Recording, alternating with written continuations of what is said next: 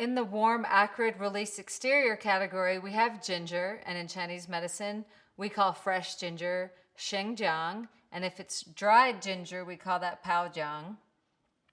Like most herbs in this category, because they're in the name, it tells you that these are warm and acrid, or warm and spicy, or warm and pungent, depending on what book you're looking at.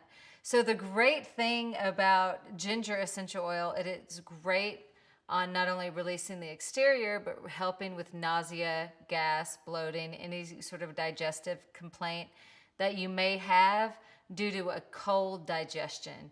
If you already have like a hot digestive tract in terms of a lot of acid reflux or something like that, you probably don't want to use warm, acrid herbs. You would rather have something that is more cooling.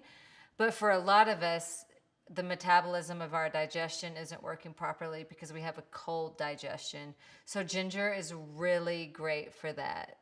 Some of the indications for this, like we talked about, poor digestion, but from a Chinese medicine perspective, we really call this spleen yang deficiency, and that could manifest in loose stools, fatigue, lack of muscle tone. So really it's not just digestion as much as it is the transformation and the transportation of nutrients that in Chinese medicine is controlled by the spleen qi.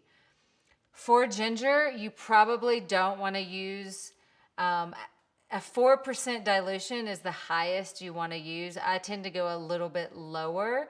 And if you are going to use ginger topically, then you definitely want to use a lower dilution because it can irritate the skin.